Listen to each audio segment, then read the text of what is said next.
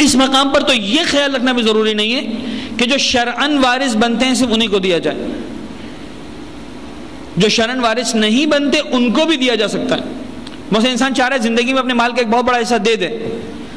فارغ البال ہونا چاہتا ہے، فارغ المال ہونا چاہتا ہے، نہیں چاہتا۔ مثلا فرض کریں ایک شخص زندگی کے آخری حصے میں داخل ہو چکا ہے، 50 55 60 70 سال گزار چکا ہے، اب چاہ رہے جناب علی کہ مال بانٹ دوں، کون چکر میں پڑے۔ اچھا، اچھی بات ہے، ضروری نہیں کہ سارے قانونی یعنی شرعی رشتہ دار جو وارث بنتے ہیں اسی کو دیں۔ وہ چاہے 2 لاکھ روپے مسجد امام بارگاہ میں دینا دے سکتا ہے، وہ چاہے 4-5 لاکھ روپے اپنی زندگی میں اسکول کو ڈونیشن کے طور پر دینا دے سکتا ہے، وہ چاہتا ہے اپنی زندگی میں مثلا جو ہے وہ کسی ہاسپٹل میں پیسہ دینا چاہے دے سکتا ہے، میٹریمونیل پرپسز کے لیے جناب علی پیسہ دینا چاہے دے سکتا ہے۔ اپنی زندگی میں انسان خود مختار ہے اپنے مال کا، اور جتنی نیکی انسان اپنی زندگی میں کر کے جا رہا ہے عزیزان گرامی اس کی بہت برکت ہے، اس کا بہت ثواب ہے۔ میں ایک چھوٹا سا واقعہ جو اسی محفل مرتضیٰ کے ممبر سے میں نے پہلے پڑھا ہے آپ کے سامنے پھر پیش کر رہا ہوں۔ ایک شخص آیا اللہ کے رسول کی خدمت میں، اس نے وصیت کی میرے مرنے کے بعد سارا کا سارا میرا باغ،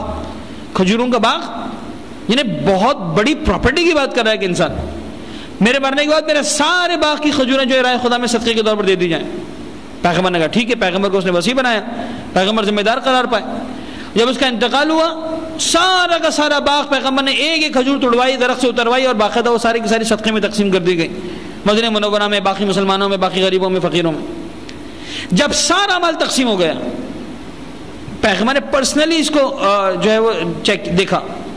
انسپیکٹ کیا، اور فائنلی جب سارا مال تقسیم ہو گیا کسی صحابی کو پیغمبر نے بلایا جاؤ جا کر دیکھو اب کچھ بچ تو نہیں گیا۔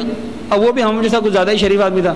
خیر میں زیادہ شریف آدمی نہیں ہوں، لیکن گیا ڈھونڈتے ڈھونڈتے اس کو آخر میں جا کر 2 کھجوریں کسی کونے میں پڑی ہوئی ملی، 2 کھجوریں صرف اتنے بڑے باغ کے اندر، جس کو انسان ویسے ہی ضائع کر دیتا ہے۔ یعنی آج کل ہمارے یہاں جو یہ ریڑھی والے کھجوریں بیچتے ہیں شاید 2 کھجوروں کو تو وہ بھی کیئر نہ کریں،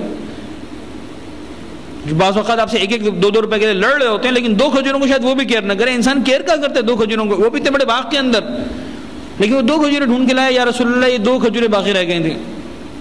پیغمبر نے ان 2 کھجوروں کو بھی صدقے میں دیا، لیکن ایک جملہ ارشاد فرمایا، وہ جملہ بڑا قیمتی ہے۔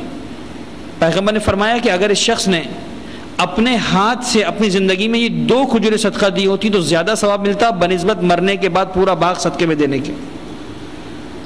بڑا امپورٹنٹ ہے، بڑا امپورٹنٹ ہے کہ انسان اپنی زندگی میں اتنی قدرت رکھتا ہو، اتنی طاقت رکھتا ہو، اپنے نفس پر اتنا کنٹرول رکھتا ہو کہ وہ راہ خدا میں صدقہ دے سکے۔ اور بس یہیں سے میں اپنے اس گفتگو موضوع